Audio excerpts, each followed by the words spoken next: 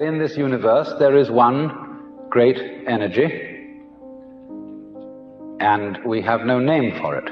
People have tried various names for it, like God, like Brahman, like Tao. But in the West, the word God has got so many funny associations attached to it that most of us are bored with it. When people say God the Father Almighty, most people feel funny inside. But according to Buddhist philosophy, all this universe is one tatata. That means 10,000 functions or 10,000 things, one suchness. And we're all one suchness. And that means that suchness comes and goes like everything else, because this whole world is an on and off system. As the Chinese say, it's the yang and the yin. And therefore it consists of now you see it, now you don't, here you are, here you aren't, here you aren't. Because that's the very nature of energy, to be like waves, and waves have crests and troughs. Only we, being under a certain kind of sleepiness or illusion, imagine that the trough is going to overcome the wave or the crest.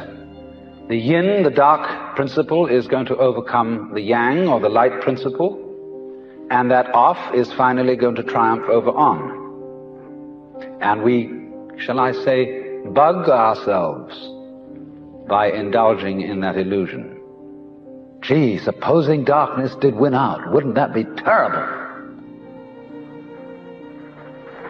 And so we're constantly trembling and thinking that it may, because after all, isn't it odd that anything exists? It's most peculiar. It requires effort, it requires energy, and it would be so much easier for there to have been nothing at all. Therefore we think, well, since the is side of things is so much effort, you always give up after a while and you sink back into death. But death is just the other face of energy, and it's the rest, the not being anything around, that produces something around, just in the same way that you can't have solid without space, or space without solid. When you wake up to this and realize that the more it changes, the more it's the same thing, as the French say, that you are really a playing of this one energy, and there is nothing else but that it is you, but that for you to be always you would be an insufferable bore. And therefore it is arranged that you stop being you after a while and then come back as someone else altogether. And so when you find that out, you become full of energy and delight.